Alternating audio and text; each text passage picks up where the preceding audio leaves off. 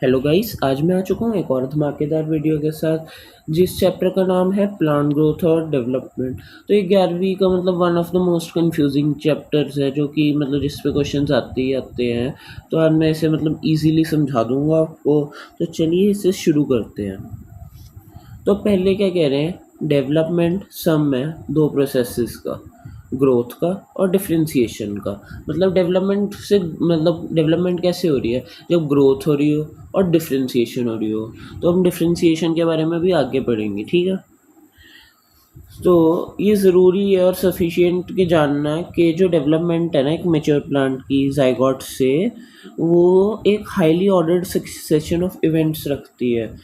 तो इस प्रोसेस के टाइम जो कॉम्प्लेक्स बॉडी ऑर्गेनाइजेशन है ना, वो फॉर्म होती है और जो प्रोड्यूस करती है रूट्स को, लीव्स को, ब्रांचेस को, फ्लावर्स को, फ्रूट्स को, सीड्स को। और उनके बाद कुछ टाइम बाद वो मर जाते हैं। जो फर्स्ट स्टेप होता है ना प्लांट ग्रोथ का, वो सीड जर्मिनेशन होता है। जो सीड जर्मिनेशन होती है ना, जब फेवरेबल कंडीशंस आती है ग्रोथ की, तब होती है। तो अब आगे देखते हैं। In absence of such favourable condition, जब ये कंडीशन नहीं है तो सीड तब जर्मिनेट नहीं करेगा और एक पीरियड में चले जाएगा सस्पेंडेड ग्रोथ और रेस्ट, तब वो ग्रो नहीं करेगा जब फेवरेबल कंडीशंस नहीं है। आगे कहते हैं once favourable condition return, favourable condition जब आ गई तो सीड अपनी मेटाबॉलिक एक्टिविटीज रिज्यूम कर देगा, वो वापस से ग्रोथ करने लग जाएगा, ठीक है। आगे इस चैप्टर में हम पढ़ेंगे फैक्टर्स को जो कि गवर्न करते हैं इन डेवलपमेंटल प्रोसेसेस को। और ये फैक्टर्स इंट्रिंसिक भी हो सकते हैं, इंटरनल फैक्टर्स भी हो सकते हैं, या इंट्रिंसिक या एक्सटर्नल। अब आगे देखें तो आगे क्या है, आगे है ग्रोथ की बात कर रहे हैं। अब ग्रोथ में क्या है, ग्रोथ को हम कहते हैं one of the most fundamental और conspicuous characteristic of living being. ये फंडामेंटल है, बेसिक है, और कॉन्स्पिशियस हम ग्रोथ को देख सकते हैं।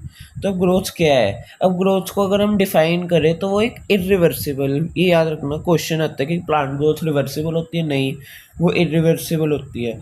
Permanent increase in size of an organ, या फिर उसके पार्ट्स, या फिर कोई इंडिविजुअल सेल ही क्यों ना हो। तो जनरली ग्रोथ अकम्पनीड होती है मेटाबॉलिक प्रोसेसेस से। ग्रोथ में क्या होता है, मेटाबॉलिक प्रोसेसेस होते हैं जो कि एनाबॉलिक भी होते हैं, कैटाबॉलिक भी होते हैं। अब एनाबॉलिक का सेल्स को रिलीज करके बड़े चीज़ें बना रहे हैं। कैटाबॉलिक का तोड़ना से, जो प्रोडक्ट्स टूटने वगैरह वगैरह, उसे कैटाबॉलिक कहते हैं। तो ये कैसे होता है, ये एनर्जी के कारण होता है ये सब।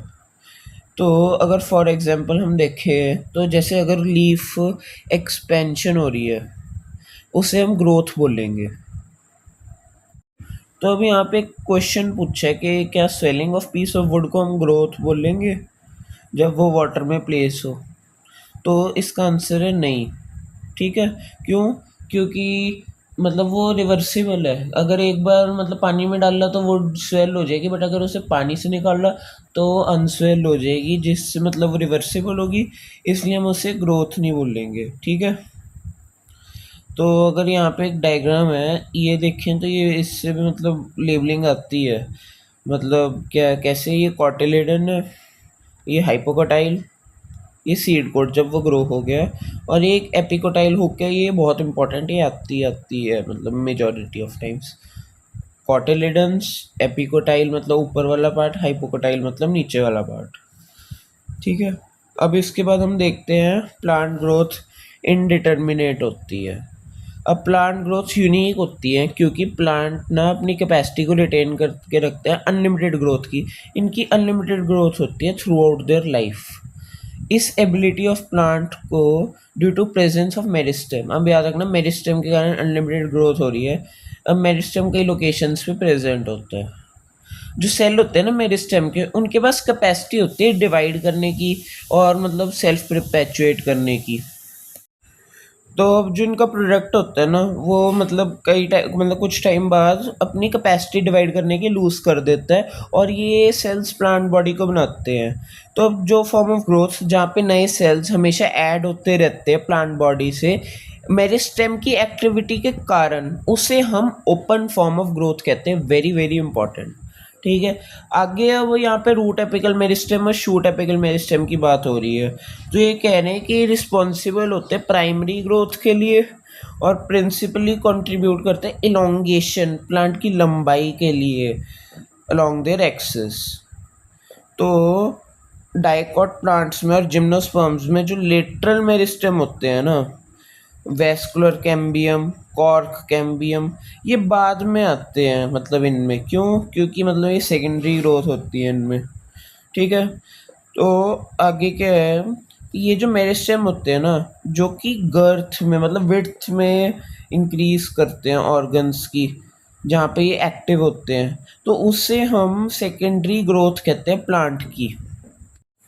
आगे अगर हम देखें तो ग्रोथ इज मेजरेबल। तो उससे पहले ये डायग्राम देख लेते हैं। तो ये मतलब रिप्रेजेंट कर रहा है location of root apical meristem और शूट एपिकल मेरिस्टेम की और वेस्कुलर कैम्बियम की। तो अब देखिए तो यहाँ पे नीचे सबसे ज़्यादा रूट एपिकल मेरिस्टेम है। ये जो एरोज है ये ग्रोथ दिखा रहे हैं, मतलब ये ऊपर की साइड ग्रोथ करा रहा है, ये रूट है मतलब ये वाला पार्ट। और ये वेस्कुलर कैम्बियम है। अब इसके एरोज हैं ऐसे, मतलब ये इसे चौड़ा कर रहा है, ये इसे मतलब ऐसे खींच रहा है। तो अगर ऊपर देखें तो ऊपर शूट है और ये वेस्कुलर कैम्बियम अगेन आ गया, इसका भी यही सेम काम है।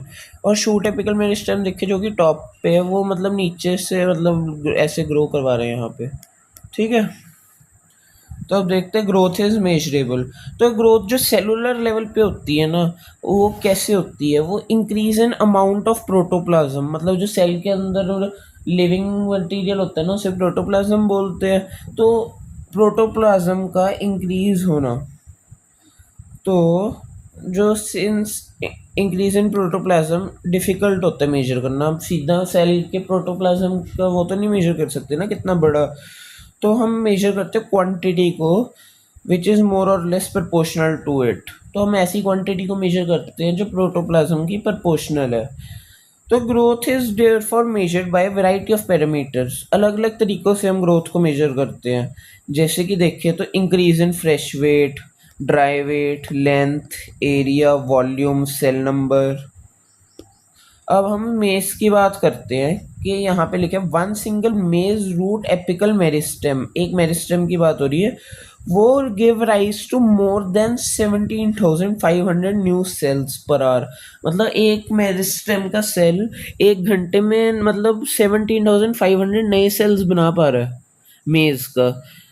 तो अब यहाँ पे वाटरमेलन की बात हुई है। अब वाटरमेलन क्या है, उस अपने सेल का साइज बढ़ा लेता है 3,50,000 टाइम्स, मतलब बहुत ज़्यादा है। तो मेज़ और मतलब वाटरमेलन का तो एग्जांपल आते हैं कि मेज़ अपने नंबर ऑफ सेल्स बढ़ाता है और वाटरमेलन अपने साइज ऑफ सेल्स बढ़ाता है। अब जो मेज़ है ना, वहाँ पे हम ग्रोथ को कैसे एक्सप्रेस करते हैं, इंक्रीज इन सेल नंबर, और वो वाटरमेलन में increase in size of the cell.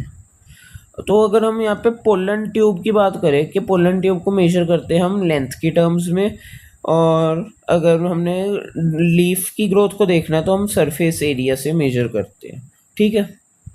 आगे हम देखते हैं फेजेस ऑफ ग्रोथ को। तो अब ये क्या बोल रहे हैं, जो पीरियड होता है ना ग्रोथ का, वो जनरली डिवाइडेड होता है 3 फेजेस में, जिनका नाम है मेरिस्टेमेटिक फेज, इलोंगेशन फेज और मैचुरेशन फेज। तो अब हम एक डायग्राम देखते हैं। यहाँ पे लिखा है detection of zone of elongation by parallel line techniques. तो zones A B C D immediate behind apex have elongated most, मतलब नीचे वाला सबसे ज़्यादा है बी, मतलब ये जो है ना इनका जो गैप है ज़्यादा, तो ये ज़्यादा इलोंगेट हुए हैं और पास वाले कम हुए हैं इलोंगेट। अब जो सेल्स होते हैं ना इलोंगेट, वो क्या होते हैं, वो रिच इन प्रोटोप्लाज्म होते हैं और वो मतलब लार्ज कॉन्स्पिशियस न्यूक्लियस होते हैं इनके पास। ठीक है।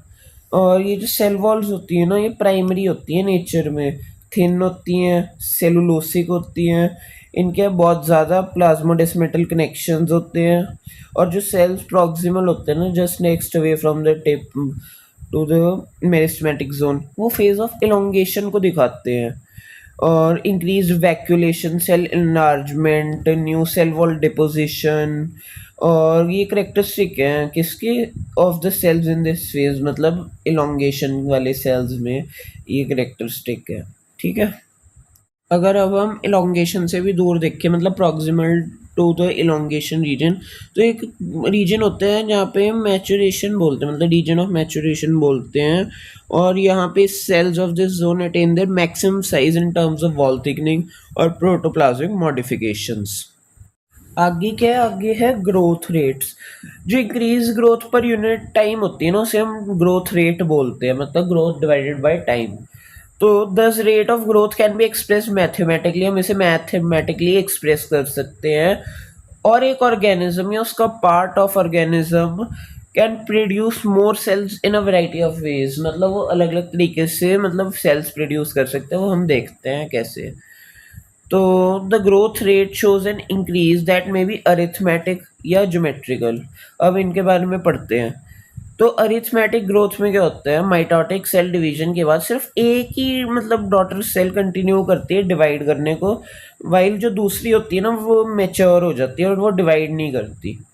अब जो सिंपलेस्ट एक्सप्रेशन है अरिथमेटिक ग्रोथ का, वो कैसे दिखाता है, भाई root elongation at a constant rate. Root धीरे धीरे बढ़ती रहती है कांस्टेंट रेट पे, तो उससे क्या होता है, हमें दिखता है अरिथमेटिक ग्रोथ। तो अगर हम इसके बाद डायग्राम में भी समझेंगे, एक बार ये पढ़ लेते हैं। तो प्लॉटिंग ऑफ द लेंथ मतलब ऑर्गन अगेंस्ट टाइम, एक लीनियर कर्व मिलता है हमें, और इसका फॉर्मूला बहुत इंपॉर्टेंट है, याद रखना। इस मतलब L T is equal to L not R T. L T क्या है, मतलब लेंथ कोई भी टाइम पे, एल नॉट जीरो टाइम पे कितनी थी, और आर है ग्रोथ रेट और या एलोंगेशन पर यूनिट टाइम। ठीक है। तो अगर यहाँ पे देखें तो लीनियर कर्व है, लेंथ अगेंस्ट टाइम सीधी लाइन है। तो अब ज्योमेट्रिकल ग्रोथ में देखते हैं क्या होता है। मोस्ट ऑफ द सिस्टम में जो इनिशियल ग्रोथ होती है वो स्लो होती है, मतलब लैग फेज, फिर वो एकदम से बढ़ जाती है और एक एक्सपोनेंशियल रेट पे, उसे हम लॉग या एक्सपोनेंशियल फेज बोलते हैं। यहाँ पे दोनों प्रोजेनी सेल्स माइटोटिक डिवीजन के बाद एबिलिटी रखती है डिवाइड करने की और कंटिन्यू करती हैं, बट मतलब उन्हें तो एक्सपोनेंशियली ग्रो करते रहना चाहिए क्योंकि वो तो बढ़ती ही जा रही है, लेकिन उनके पास लिमिटेड न्यूट्रिएंट सप्लाई होती है, तो वो ग्रोथ धीरे धीरे कम कर देती है, जिसके बाद एक स्टेशनरी फेज आ जाता है जिसपे ग्रोथ नहीं होती। तो अगर हम इसका प्लॉट करें मतलब parameter of growth against time, तो हमें एक सिग्मॉइड या एस कर्व मिलता है। अब सिग्मॉइड कर्व एक करेक्टरिस्टिक है लिविंग ऑर्गेनिज्म का growing in a natural environment, मतलब ये थोड़ा ज़्यादा प्रैक्टिकल है। तो it is typical for all cells tissues of a plant. तो can you think of more similar examples, मतलब ऐसे एग्जाम्पल्स हैं। इसके बाद है exponential growth can be expressed as, अभी फॉर्मूला फिर से याद रखना, डब्ल्यू आई फाइनल साइज है, और वेट हाइट नंबर एक्सेट्रा, मतलब कोई भी हो सकता है पैरामीटर, और डब्ल्यू नॉट इनिशियल है, आर ग्रोथ रेट है, टी टाइम है, ई है बेस ऑफ नेचुरल लॉगरिथम जिसकी वैल्यू होती है 2.71। यहाँ पे जो आर है ना वो रिलेटिव ग्रोथ रेट है, और उससे हम मतलब मेजर करते हैं ability of plant to produce new plant material refer to as efficiency index. तो इम्पोर्टेंट ही याद रखना। तो जो फाइनल साइज होता है W1 का वो डिपेंड करता है इनिशियल साइज W0 पे। तो अब इसका हम देखें तो an idealised sigmoid growth curve typical of cell in culture and many higher plants and plant organs. तो और ये लैग फेज है, धीरे धीरे चल रहा है, फिर एकदम से तेज बढ़ गया एक्सपोनेंशियल फेज, फिर रुक गया स्टेशनरी फेज। तो ये ऐसे, अब ये जो ऊपर में डायग्राम छोड़ा था ये देखते हैं कि डायग्रामेटिक रिप्रेजेंटेशन अरिथमेटिक ज्योमेट्रिक और stages during embryo development during geometric and arithmetic phases. तो पहले देखें तो अरिथमेटिक है, इसका एक सेल ही डिवाइड कर ही जा रहा है, बाकी जो सेल है वो धीरे धीरे एक एक करके बढ़ रहे हैं, बट वो आगे डिवाइड नहीं कर रहे। यहीं देखें तो ये दो सेल बने, ये दोनों और डिवाइड किए, ये और डिवाइड किए, तो एक्सपोनेंशियली ग्रो कर रहा है। अब नीचे देखें तो एम्ब्रियो का दिया हुआ है कि ज़ाइगोट डिवाइड कर रहा है, तो ये ज्योमेट्रिक फेज है, पहले 4 बने, फिर 8, फिर 16। ठीक है। तो इसके बाद अरिथमेटिक फेज आ जाता है जहाँ पे सेल कैपेबल ऑफ डिवीजन होता है और बाकी लूज कर देता है कैपेसिटी टू डिवाइड। तो इसके बाद अगर हम देखें तो यहाँ पे आगे आ जाता है quantitative comparison between growth of living system can also be made in two way measurement and comparison of total growth per unit time, उसे हम एब्सोल्यूट ग्रोथ रेट बोलते हैं। अब इसके बाद है जो ग्रोथ ऑफ गिवन सिस्टम है पर unit time expressed on common basis. जैसे कि पर यूनिट इनिशियल पैरामीटर हम इनिशियल से कंपेयर कर रहे हैं तो उसे हम रिलेटिव ग्रोथ रेट बोलेंगे।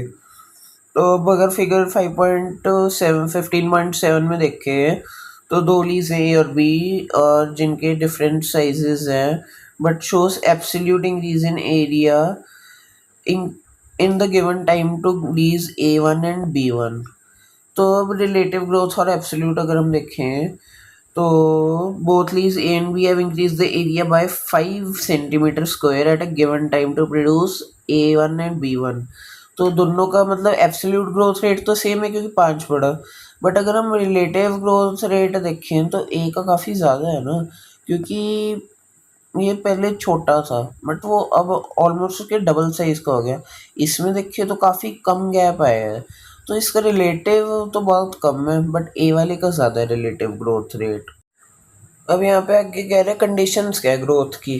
तो जैसे न्यूट्रिएंट्स वगैरह चाहिए होते हैं ग्रोथ के, प्लांट सेल्स साइज में ग्रो करते हैं बाय सेल एनलार्जमेंट, जिसके लिए पानी चाहिए होता है। टर्जिडिटी ऑफ सेल मतलब हार्डनेस, जो पानी भर जाता है सेल में वो टर्जिड कर देता है, वो एक्सटेंशन ग्रोथ में हेल्प करता है। और जो प्लांट ग्रोथ है वो फर्दर डेवलपमेंट है, वो लिंक्ड होती है वाटर स्टेटस ऑफ प्लांट से। तो वाटर प्रोवाइड करते हैं एक medium for enzymatic activities for the growth. Oxygen help in releasing metabolic energy essential for growth activities. Nutrients होते हैं चाहे मैक्रो या माइक्रो, वो एसेंशियल एलिमेंट्स होते हैं, ये भी प्लांट्स को चाहिए होते हैं सिंथेसिस के लिए प्रोटोप्लाज्म की। और वो सोर्स मतलब act as a source of energy, ये एनर्जी प्रोवाइड करने का भी काम करते हैं न्यूट्रिएंट्स। अब लिखे है मतलब हर एक प्लांट और उसके पार्ट को ना एक ऑप्टिमम टेम्परेचर चाहिए होता है, लेकिन अगर वो टेम्परेचर डेविएट हो जाए तो उसके सर्वाइवल को इफेक्ट कर सकता है। और इसके बाद एक इम्पॉर्टेंट लाइन आती है कि लाइट और ग्रेविटी भी सर्टेन फेजेस ऑफ ग्रोथ को इफेक्ट करती है। अब आगे डी डिफ्रेंसिएशन, डिफ्रेंसिएशन और रीडिफ्रेंसिएशन। अब जो सेल्स है जो कि हम डिराइव करते हैं रूट एपिकल और शूट एपिकल मेरिस्टेम से और कैम्बियम से, वो डिफरेंशिएट हो जाते हैं और मेच्योर हो जाते हैं स्पेसिफिक फंक्शंस करने के लिए। तो ये एक्ट जिससे क्या हो रहा है मैच्योरेशन आ रही है उसे हम डिफरेंशिएशन के time cells few to major structural changes जाते हैं अपनी सेल वॉल्स में और प्रोटोप्लाज्म दोनों में। अब अगर एग्जांपल देखें तो एक ट्रेकेरी एलिमेंट देखते हैं जो कि परमानेंट टिश्यूज में होता है। तो cell would lose their protoplasm, अपना वो प्रोटोप्लाज्म लूज कर देंगे और वो एक very strong elastic lignocellulosic secondary cell wall बना लेंगे ताकि वो पानी को कैरी कर सके लॉन्ग डिस्टेंसेस तक, चाहे वो कितनी भी एक्सट्रीम टेंशन में क्यों ना हो। तो आगे है plants show another interesting phenomena, जिसमें क्या होता है जो लिविंग डिफरेंशिएटेड सेल होते हैं, वैसे जनरली डिफरेंशिएशन होने के डेड हो जाते हैं सेल, बट अगर वो लिविंग डिफरेंशिएटेड सेल है जिसने अपनी कैपेसिटी डिवाइड करने की लूज कर दी, वो वापस अपनी कैपेसिटी को ले सकते हैं डिवाइड करने की कई कंडीशंस में। इसे हम डी डिफरेंशिएशन बोलते हैं। अब अगर इसका एग्जांपल देखें, इस formation of meristem interfascicular cambium cork cambium from fully differentiated parenchyma cells, parenchyma cells. तो अब है while doing so such meristem tissues are able to divide and produce cells that once again lose their capacity to divide but mature to perform a specific function। अब यहाँ पे रीडिफरेंशिएशन आ गई, तो पहले हुई डिफरेंशिएशन फिर डी डिफरेंशिएशन, अब हुई रीडिफरेंशिएशन। अब यहाँ आगे देखें, आगे बात हो रही है कि जो डिफरेंशिएशन होती है ना प्लांट्स में वो भी ओपन होती है। पहले हमने देखा कि ग्रोथ ओपन होती है, अब डिफरेंशिएशन ओपन होती है क्योंकि जो सेल्स और टिश्यू है ना जो अराइज हो रहे हैं सेम मेरिस्टेम से, उनके डिफरेंट स्ट्रक्चर्स होते हैं मेजॉरिटी पे। तो जो फाइनल स्ट्रक्चर है ना मेजॉरिटी पे एक सेल की या टिश्यू की, वो डिटरमाइन होता है उसकी लोकेशन से, सेल की मतलब जो विद इन है उससे। तो अगर हम एग्जाम्पल देखें तो cell positioned away from the root apical meristem differentiate as root cap cells while those pushed towards the periphery mature as epidermis। आगे आ गया अपना डेवलपमेंट। तो डेवलपमेंट एक टर्म है जो कि इंक्लूड करती है सारे चेंजेस जो कि एक ऑर्गेनिज्म जाता है। दो during its life cycle from germination of the seed to मर, मतलब जब तक वो मरता नहीं, ठीक है। तो diagrammatic representation of the sequence of process which constitute the development of a cell of a higher plant, तो वो दी हुई है। ये मतलब एप्लीकेबल होता है टिश्यू और ऑर्गन्स दोनों पे। तो अब ये आता है sequence of development process in a plant. तो मेरिस्टेमेटिक सेल होता है, वो प्लाज्मिक ग्रोथ करता है जिससे एक्सपेंशन एलोंगेशन होती है, फिर वो डिफरेंशिएशन करता है जिससे मैचुरेशन होती है, मैच्योर सेल्स की डेथ हो जाती है सेनेसेंस से। तो अब जो प्लाज्मिक ग्रोथ है इसका सेल डिवीजन होकर वापस एक मेरिस्टेम मतलब वो भी बना लेता है। तो ये वाला साइक्लिक सा हो गया सब स्ट्रक्चर। तो अब यह है plant follow different pathways in response to environment या फिर फेजेस ऑफ लाइफ ताकि वो डिफरेंट स्ट्रक्चर बना सके। इसे हम प्लास्टिसिटी बोलते हैं। अब जैसे कि एग्जांपल देखें, हेट्रोफिलिक कॉटन में, कोरिएंडर में और लार्कस्पर में होती है। तो इन प्लांट्स में क्या होता है, जो लीव्स होते हैं ना जुवेनाइल प्लांट के, वो डिफरेंट होते हैं shape from those in mature plants. और अगर हम दूसरी तरफ देखें तो difference in shape of leaf produce in air and those produced in water. अभी किसके एग्जांपल है, बटर कप के। वो रिप्रेजेंट करते हैं heterophyllous development due to environment. इस ये हेट्रोफिली का फिनोमेनन एग्जांपल होता है प्लास्टिसिटी का। आगे इसके डायग्राम में है हेट्रोफिली लार्कस्पर में, जुवेनाइल एडल्ट और बटरकप में अगर टेरेस्ट्रियल हैबिटेट और वाटर हैबिटेट देखिए। आगे क्या है, आगे है जो ग्रोथ और डिफरेंशिएशन होती है, डेवलपमेंट होती है, वो क्लोजली रिलेटेड होती है इन लाइफ ऑफ प्लांट। तो broadly development is considered as sum of growth and differentiation. और डेवलपमेंट प्लांट्स में दोनों ग्रोथ और डिफरेंशिएशन होती है, ये इंट्रिंसिक और एक्सट्रिंसिक फैक्टर्स के कंट्रोल में होती है। अब इंट्रिंसिक फैक्टर्स होते हैं इंट्रासेलुलर या जेनेटिक या इंटरसेलुलर, जैसे कि chemicals like plant growth hormones. और एक्सट्रिंसिक में होता है टेम्परेचर, वाटर, ऑक्सीजन, न्यूट्रिएंट्स वगैरह। आगे क्या है, प्लांट ग्रोथ रेगुलेटर्स। तो इनके करेक्टरिस्टिक्स क्या होते हैं, बहुत इंपॉर्टेंट, बहुत मतलब चैप्टर में तो क्वेश्चन आया तो इसी टॉपिक से ही इतना इम्पोर्टेंट है, तो इसे मतलब ध्यान से समझना। तो अब इसके करेक्टरिस्टिक क्या है, जो प्लांट ग्रोथ रेगुलेटर होते हैं ना, वो स्मॉल होते हैं, सिंपल मॉलिक्यूल्स होते हैं, अलग अलग केमिकल कॉम्पोजिशन होता है। अब ये जो पैराग्राफ है ये बहुत इंपॉर्टेंट है। तो अब यहाँ पे देखते ही इंडोल कंपाउंड्स हो सकते हैं। इंडोल कंपाउंड में इंडोल 3 एसिटिक एसिड या IAA। एडेनिन डेरिवेटिव्स हो सकते हैं जैसे कि काइनेटिन और N6 फ्यूरफुलाइन अमीनो प्यूरिन। और एक केराटिनॉइड्स के डेरिवेटिव्स हो सकते हैं जैसे एब्सिसिक एसिड और ABA, या टर्पीन्स के जो जिब्रेलिक एसिड या फिर GA3। गैसेस में देखें तो इथाइलिन या C2H4। तो अब जो प्लांट ग्रोथ रेगुलेटर है ना, वो हम उन्हें प्लांट ग्रोथ सब्सटेंसेस भी बोलते हैं। तो प्लांट ग्रोथ और फाइटो हार्मोन्स मतलब इन्हें लिटरेचर में बोलते हैं। जो प्लांट ग्रोथ रेगुलेटर्स होते हैं ना, हम उन्हें दो ग्रुप में डिवाइड कर सकते हैं कि उनके फंक्शंस के बेसिस पे प्लांट बॉडी में। तो जो कि ग्रोथ प्रोमोटिंग एक्टिविटीज़ करवाते हैं जैसे कि cell division, enlargement, pattern formation, tropic growth, flowering, fruit, seed formation, तो इन्हें हम प्लांट ग्रोथ प्रोमोटर्स बोलते हैं। अब इनके एग्जांपल ऑक्सिन और जिब्रेलिन्स होते हैं और साइटोकाइनिन्स भी। अब जो पीजीआर्स होते हैं जो कि प्लांट रिस्पॉन्स के मतलब वोन्ड्स, स्ट्रेसेस, बायोटिक या मतलब ओरिजिन। अब एबायोटिक, बायोटिक स्ट्रेसेस और वोन्ड्स में मतलब जो काम करते हैं, तो उन्हें मतलब वो इनहिबिटिंग एक्टिविटीज़ में भी कई काम करते हैं, ग्रोथ इनहिबिटिंग एक्टिविटीज़ जैसे कि डोरमेंसी और एब्सिशन। तो जो plant growth hormone abscisic acid मतलब ये काम करवाता है। और जो गैसियस प्लांट ग्रोथ हार्मोन होता है ना इथाइलिन, वो दोनों काम करवाता है, बट वो लार्जली एक इनहिबिटर है ग्रोथ एक्टिविटीज़ का। आगे क्या है, आगे है discovery of plant growth regulator, ये कैसे डिस्कवर हुए। तो इंटरेस्टिंगली जो डिस्कवरी थी ना, सारे 5 के 5 major group plant growth hormone की, वो एक्सीडेंटल थी, बाय चांस हो गई। और ये कैसे स्टार्ट हुआ, जब चार्ल्स डार्विन और उसके बेटे फ्रांसिस डार्विन ने ऑब्जर्वेशन की। उन्होंने ऑब्जर्व किया कि कोलेप्टाइल्स होती है ना कैनेरी ग्रास की, वो यूनिलेटरल इल्यूमिनेशन पे रिस्पॉन्ड करती है। कैसे, वो लाइट सोर्स की तरफ ग्रो करती है। अब उसकी तरफ ग्रो कर रही है इसलिए हम उसे बोलेंगे फोटोट्रॉफिज्म, क्योंकि वो लाइट की तरफ ग्रो कर रही है। तो अगर हम यहाँ पे देखें तो सीरीज ऑफ एक्सपेरिमेंट के बाद उन्होंने कंक्लूड किया कि जो टिप है ना कोलियोप्टाइल की, वो एक साइट है जहाँ से एक ट्रांसमिटेबल इन्फ्लुएंस आ रहा है जिससे बेंडिंग ऑफ एंटायर कोलियोप्टाइल हो रही है। मतलब वो एक चीज़ ट्रांसमिट कर रहा है जो कि वो बेंड कर रहा है कोलियोप्टाइल को। अब आगे बता रहे कि ऑक्सिन था ना वो आइसोलेट किया एफ.डब्ल्यू. मेंट ने फ्रॉम कोलियोप्टाइल्स ऑफ ओट सीडलिंग्स। तो यहाँ पे सारी ऑक्सिन की ही बात हुई है। तो यहाँ पे लिखा हुआ है ये डायग्राम में कि ऑक्सिन का कैसे हुआ था। यहाँ पे लाइट डाल ली, ठीक है, ये ग्रो होगी। बट अगर हमने यहाँ से काट दिया तो लाइट डालने से कुछ नहीं हुआ। या हमने यहाँ पे एक कैप लगा दी तो भी कुछ नहीं हुआ। बट अगर हमने यहाँ पे एक ट्रांसपेरेंट कैप लगा दी तो फिर इलोंगेट हो रही है। तो मतलब ये यही कह रहे हैं कि ये जो टॉप है ना यहाँ पे ऑक्सीजन बनता है, अगर हटा दिया तो ग्रो नहीं हुई। या अगर इससे प्रॉपर लाइट नहीं मिली तो भी ग्रो नहीं हुई। बट अगर ट्रांसपेरेंट था तो लाइट भी मिली, ऑक्सीजन भी था, तो मतलब वो टेडी ग्रो होगी।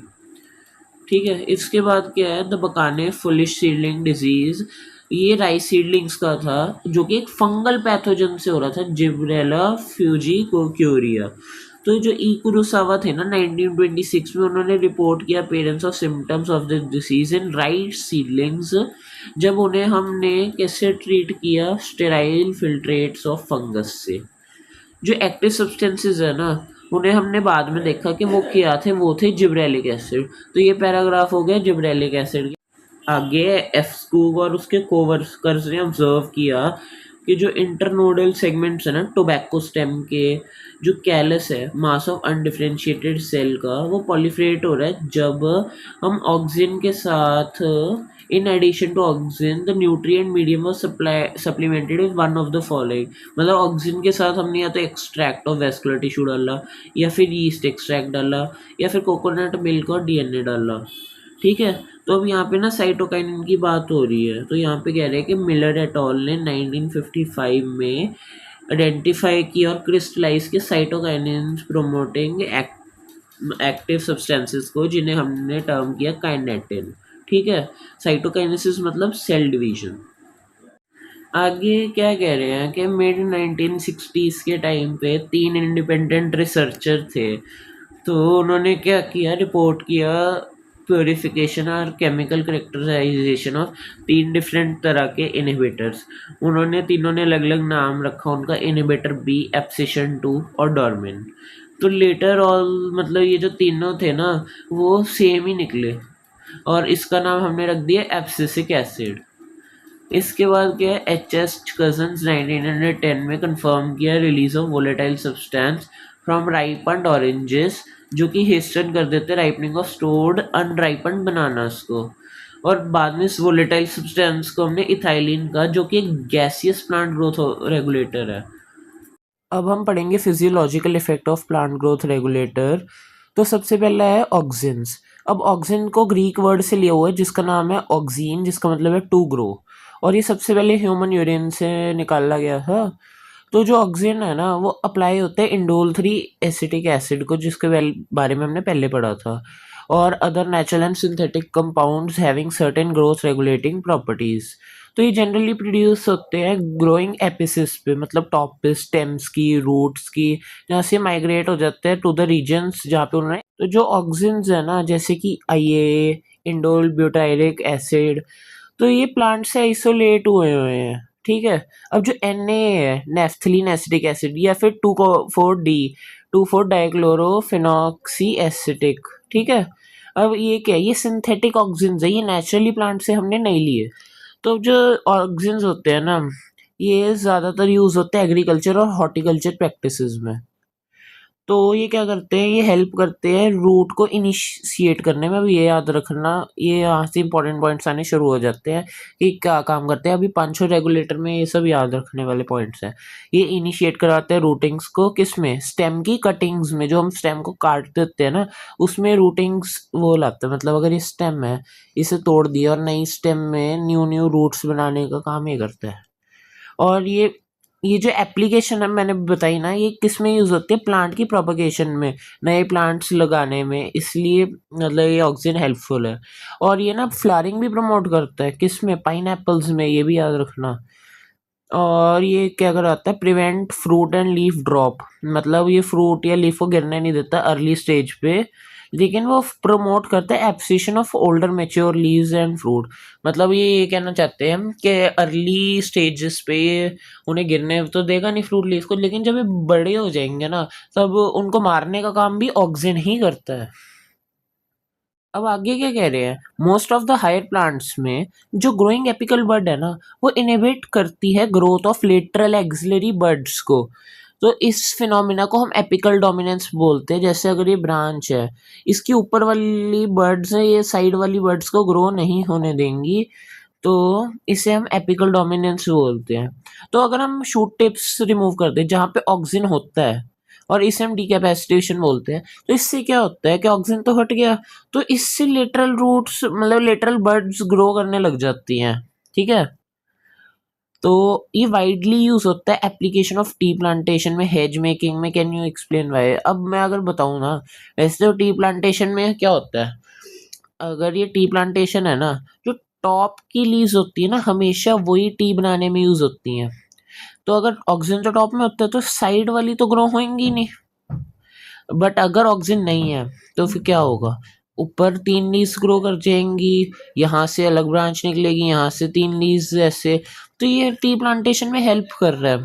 और हेज मेकिंग में भी कुछ ऐसे ही होता है, मतलब जिसमें हमें साइड ब्रांचेस से बंडल टाइप बनाना होता है।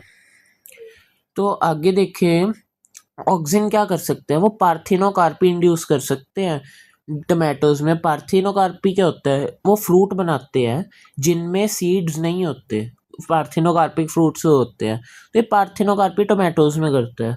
और इसे हम हर्बिसाइड्स की तरह भी यूज़ कर सकते हैं, हाँ, तो वीड्स को मारने के लिए। और जो 2,4-D है ना, ये बहुत इंपॉर्टेंट है, इस पे तो क्वेश्चन आते ही आता है ऑक्सीजन से।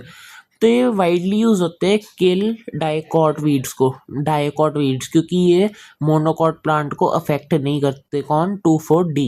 ठीक है, तो ये यूज होता है प्रिपेयर करने में weed free lawns by gardeners. तो oxygen also control xylem differentiation, ये भी लाइन बहुत इंपॉर्टेंट है, इसमें बच्चे मतलब क्वेश्चन आता है बट तब भी भूल जाते हैं कि किसका होता है। तो oxygen also control xylem differentiation और हेल्प करवाता है सेल डिवीजन में। आगे अगर देखें तो यहाँ पे डायग्राम है ना, यहाँ पे एपिकल डोमिनेंस इन प्लांट बताई गई है। अब एक में जिसके एपिकल बड है, ठीक है, अब उसकी साइड वाली बड देखो कितनी छोटी छोटी है, ग्रो ही नहीं कर रही। बट जहाँ पे हमने ये रिमूव कर दी ना, तो देखो वहाँ पे जो लेटरल बड्स हैं, ये देखो लेटरल बड्स कैसे ग्रो हो रही हैं, ये कैसे ब्रांचेस में ग्रो हो रही हैं डीकैपेसिटेशन के। इसके बाद आते हैं अपने जिब्रेलिन्स। ठीक है, जिब्रेलिन्स भी प्रोमोटर पीजीआर जैसा हमने देखा। अब यहाँ पे बोला है कि there are more than 100 gibberellins जो कि अलग अलग ऑर्गेनिज्म से हमने रिपोर्ट किए हैं, जैसे कि फंजाई या फिर हायर प्लांट्स। इन्हें हम डिनोट कैसे करते हैं, GA1, GA2, GA3 और सो ऑन। तो लेकिन जो जिब्रेलिक एसिड है ना, GA3, ये याद रखना मोस्ट इंपॉर्टेंट है आउट ऑफ ऑल, तो was one of the first gibberellin to be discovered and remains the most intensively studied form। सबसे ज़्यादा GA3 को स्टडी किया जाता है और सबसे पहले डिस्कवर भी GA3 हुआ था। तो जो सारे GAs हैं ना, ये एसिडिक होते हैं, ये भी याद रखना। और इनके बहुत सारे फिजियोलॉजिकल रिस्पॉन्स होते हैं प्लांट में।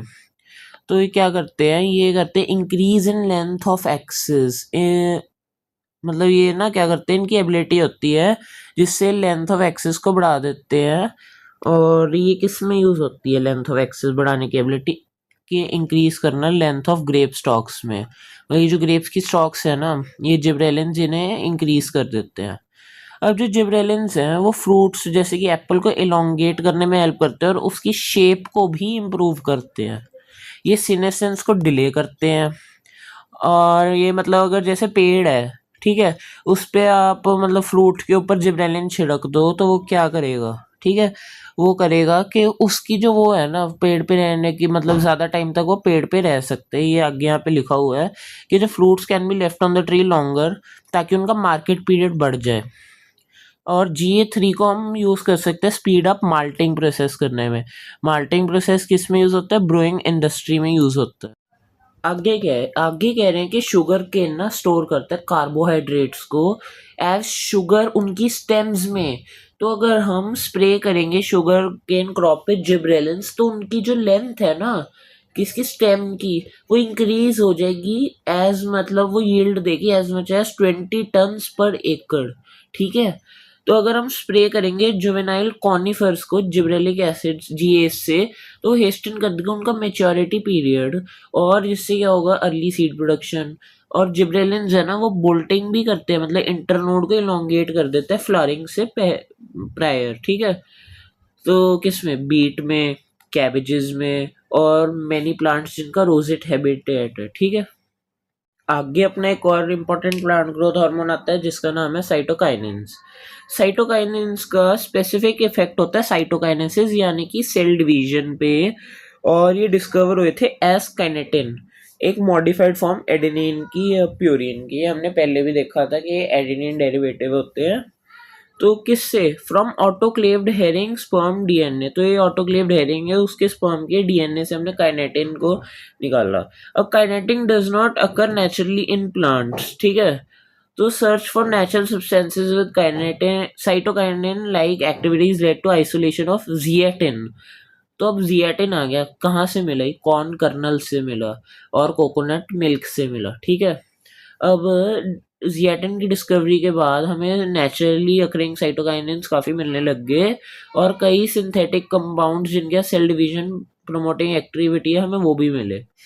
तो अब जो नेचुरल साइटोकाइनेंस है ना वो सिंथेसाइज होते हैं ऐसे रीजन में जहाँ पे रैपिड सेल डिवीजन होती है। ठीक है। नेचुरल साइटोकाइनेंस ऐसे में होते हैं जहाँ पे नेचुरल सेल डिवीजन होती है, जैसे कि root apices, developing shoot buds, young fruits. ये हेल्प करता है प्रोड्यूस करने में नए लीव्स और क्लोरोप्लास्ट इन लीफ। ये one of the most important line है कि कौन करता है। ठीक है। और ये लेटरल रूट मतलब लेटरल शूट ग्रोथ में भी हेल्प करता है और एडवेंटिशियस शूट में भी बनने में हेल्प करता है। और साइटोकाइनेंस का बहुत ही मेजर रोल है ओवरकम करने में एपिकल डोमिनेंस। ठीक है, ये याद रखनी है लाइन। और ये प्रमोट करते हैं न्यूट्रिएंट मोबिलाइजेशन को, न्यूट्रिएंट को मोबिलाइज करने में हेल्प करते हैं, और हेल्प करते हैं delay of leaf senescence, leaf की डेथ में भी डिलेड आता। अब यहाँ पे न्यूट्रिएंट मोबिलाइजेशन का मतलब है कि मतलब जो स्टोर्ड न्यूट्रिएंट्स है ना वो क्या करते हैं, वो मतलब यूज करते हैं, मतलब स्टोर्ड को अपने काम के लिए यूज करते हैं न्यूट्रिएंट्स को, इसे हम न्यूट्रिएंट मोबिलाइजेशन कहते हैं। तो इसके बाद अपना आता है इथाइलिन। इथाइलिन एक simple gaseous plant growth hormone है, और ये सिंथेसाइज होता है लार्ज अमाउंट्स में, याद रखना लार्ज अमाउंट्स में, बाय टिश्यूज अंडरगोइंग सीनेसेंस, मतलब जो डेड हो रहे होते हैं ना, टिश्यू मर रहे होते हैं, वो लार्ज अमाउंट में इथाइलिन रिलीज करते हैं। और कौन करता है, राइपनिंग फ्रूट्स भी करते हैं। और influences of ethylene on plant include, क्या इन्फ्लुएंस है इथाइलिन का प्लांट पे, horizontal growth of seedlings, swelling of axis, और apical hook formation in dicot seed. तो अभी कैसे कह रहा है, मतलब अगर मान लो ये मिट्टी है, ठीक है, ये अपना बीज है, ये किसके रास्ते में पत्थर है, तो अभी कैसे कह रहा है, पहले तो ये बीज धीरे धीरे ग्रो ऊपर करेगा। ठीक है, इसने हमने बोल दिया हॉरिजॉन्टल ग्रोथ ऑफ सीडलिंग्स। अब इसके बाद क्या होगा, स्वेलिंग होगी एक्सिस की, मतलब ऐसे है, फिर धीरे धीरे ऐसे होएगा, ऐसे होएगा, ऐसे होएगा, ऐसे ग्रो करने लग जाएगी ऐसे एक्सिस, तो ये मोटी होने लग जाएगी एक्सिस। ठीक है, मोटी होगी। अब इसके बाद एपिकल हुक बनेगा डाइकॉट, याद रखना डाइकॉट सीडलिंग्स में। अब कैसे, फिर यहाँ से ऊपर से ऐसे चली जाएगी। ठीक है, अब ये जो है ना ये हुक बन गया, तो इसे हमने एपिकल हुक बोल दिया। ठीक है। थाइलिन क्या करता है, वो करता है प्रमोशन सीनेसेंस और एब्सिशन की प्लांट ऑर्गन्स की। ठीक है, तो स्पेशली लीव्स या फ्लावर्स। इथाइलिन बहुत इफेक्टिव होता है फ्रूट राइपनिंग में, और वो क्या कर देता है, रेस्पिरेशन रेट को बढ़ा देता है राइपनिंग के टाइम फ्रूट्स में। और इससे क्या होता है, this rise in rate of respiration is called respiratory climb. आगे लिखा हुआ है इथाइलिन करता है ब्रेक सीड और बड डोरमेंसी को, मतलब वो ग्रो करने में हेल्प करता है थोड़ा बहुत, और इनिशिएट करता है जर्मिनेशन को, पीनट सीड में स्प्राउटिंग करता है पोटैटो ट्यूबर्स की। और आगे इथाइलिन प्रमोट करता है rapid internode and petiole elongation, किस में, डीप वाटर राइस प्लांट्स में। ये इंपॉर्टेंट है, ये आपका क्वेश्चन। और ये हेल्प करता है लीव्स को, अपर पार्ट्स को, किसकी, शूट की, टू रिमेन अबव वाटर। तो इथाइलिन क्या करता है, प्रमोट करता है रूट ग्रोथ को, रूट हेयर फॉर्मेशन को, और हेल्प करता है प्लांट की to increase their absorption surface, absorb करने का सरफेस बढ़ाने में हेल्प करता है। अब इथाइलिन जो होता है ना, वो यूज होता है इनिशिएट करने में flowering, for synchronising fruit set in pine apples. तो ये फ्लावरिंग कराता है और फ्रूट सेट लाता है पाइन एप्पल्स में, और ये क्या करता है, इंड्यूस करता है फ्लावरिंग इन मैंगो। ठीक है, अब कह रहे हैं since ethylene regulate so many physiological processes, ये one of the most widely used plant growth hormone है एग्रीकल्चर में। और जो मोस्ट वाइडली यूज्ड कंपाउंड है ना, सोर्स, इथाइलिन का source most widely used compound क्या है, इथेफॉन। इथेफॉन एक एक्वस सॉल्यूशन है जो कि रेडिली अब्जॉर्ब होता है और ट्रांसपोर्ट होता है प्लांट के अंदर, और रिलीज करता है इथाइलिन धीरे धीरे। और एथीफोन क्या करता है, ये फ्रूट राइपनिंग को बढ़ा देता है, जल्दी करवाता है टमाटोज और एप्पल्स में, और एक्सेलरेट करता है एब्सिशन फ्लावर्स और फ्रूट्स की। अब जैसे कि एग्जांपल देखें तो थिनिंग ऑफ कॉटन, चेरी और वॉलनट। और ये प्रमोट करवाता है female flowers in cucumber, thereby increasing the yield. ठीक है, आगे आ गया अपना एब्सिसिक एसिड। तो जैसे कि पहले हमने मेंशन किया कि abscisic acid was discovered for its role in regulating abscission और डोरमेंसी। तो ये मेन प्लांट ग्रोथ इनहिबिटर है, और बट ये like other plant growth hormone, इसके वाइड रेंज इफेक्ट्स होते हैं प्लांट ग्रोथ और डेवलपमेंट में। ये एक जनरल प्लांट ग्रोथ इनहिबिटर की तरह एक्ट करता है और इनहिबिट करता है प्लांट ग्रोथ मेटाबॉलिज्म को। ठीक है, ये सीड जर्मिनेशन को इनहिबिट करता है और ये स्टिमुलेट करता है क्लोजर ऑफ स्टोमेटा को, इंक्रीज करता है tolerance of plants to various kind of stresses. ठीक है, और therefore it is called stress hormone. ठीक, क्योंकि ये मतलब स्ट्रेसेस में टॉलरेंस करने के लिए कर रहे हैं, इसलिए स्ट्रेस हार्मोन हमने बोल दिया। अब जो ए बी है ना, उसका एक काम होता है सीड डेवलपमेंट में, मैच्योरेशन में, उसकी डोरमेंसी में। By inducing dormancy, A B क्या करते हैं, हेल्प करते हैं सीड को विथस्टैंड करना डेसिकेशन, ताकि वो मरे ना, वो उसे डोरमेंट रखता है जब तक अच्छी कंडीशंस नहीं आती, ताकि वो मतलब जो अनफेवरेबल कंडीशन है ना, उसमें ग्रो होके मर ना जाए, और जो अदर फैक्टर्स हैं unfavourable for growth. Most situation में A B acts as an antagonistic to G A, मतलब ये मोस्ट ऑफ द काम में ना जी ए, जिब्रेलिक एसिड का उल्टा काम ही करता है ये याद रखना। तो इसके बाद है कि हम समराइज कर सकते हैं that for any and every phase of growth, differentiation and development of plant, one or the other PGR has some role to play. और ये कॉम्प्लीमेंट्री भी हो सकता है, मतलब दोनों है साथ में प्लांट ग्रोथ हार्मोन मिलके सेम काम भी करवा सकते हैं या उल्टा काम भी कर सकते हैं। तो या तो ये इंडिविजुअलिस्टिक हो सकते हैं, अकेले काम करें, या सिनर्जिस्टिक साथ में काम करें। तो आगे similarly there are a number of events in life of plant where more than one plant growth hormone interact, मतलब वहाँ पे ज़्यादा, एक से ज़्यादा प्लांट ग्रोथ हार्मोन इंटरेक्ट करता है ताकि वो इवेंट करवा सके। जैसे कि हम देखें dormancy of seed, buds, abscission, senescence, apical dominance, ये मतलब एक प्लांट हार्मोन की करवाते हैं, मिलके करवाते हैं। अब आगे remember the role of PGR is not only one kind of intrinsic control, सिर्फ एक काम नहीं करता इंट्रिंसिक कंट्रोल का, along with genomic control and extrinsic factor, ये प्लांट ग्रोथ हार्मोन क्या करते हैं, एक इंपॉर्टेंट रोल प्ले करते हैं प्लांट की ग्रोथ और डेवलपमेंट में। तो many of the extrinsic factor, जो बाहर के फैक्टर हैं जैसे कि टेम्परेचर, लाइट, ये प्लांट के खुद के नहीं है, तो ये क्या करते हैं, ये करते हैं कंट्रोल प्लांट ग्रोथ को और उसकी डेवलपमेंट को वाया पीजीआर। मतलब ये टेम्परेचर वगैरह हो गया, ये लाइट हो गई, ये पहले प्लांट ग्रोथ हार्मोन पे रेगुलेट करेंगे, फिर उससे ये करेंगे ग्रोथ और डेवलपमेंट प्लांट की। तो some of such events could be vernalisation, flowering, dormancy, seed germination, plant movement, ये पांचों के पांचों आते हैं। तो मतलब आगे जो टॉपिक है ना, फोटो पीरियोडिज्म वगैरह, वेनरलाइजेशन, सीड डोरमेंसी, ये सब तो नीट से कट है, मतलब ये नीट में आते नहीं इसके सवाल। तो सीधा अगर हम समरी देखें तो समरी में भी वही बात की हुई है सारी जो हमने बात कर ली। अब अगर समरी में देखें, मेन चीज़ ये है कि जो वो होता है ना अपना प्लांट ग्रोथ, मतलब रेगुलेशन और प्लांट ग्रोथ डेवलपमेंट वगैरह, वो ग्रेविटी पे भी डिपेंड करती है। मतलब इस पे क्वेश्चन आता है, बच्चे सोचते हैं कि ग्रेविटी पे नहीं डिपेंड करती, बट वो करती है असल में। तो इसके साथ अपना ये चैप्टर ख़त्म होता है।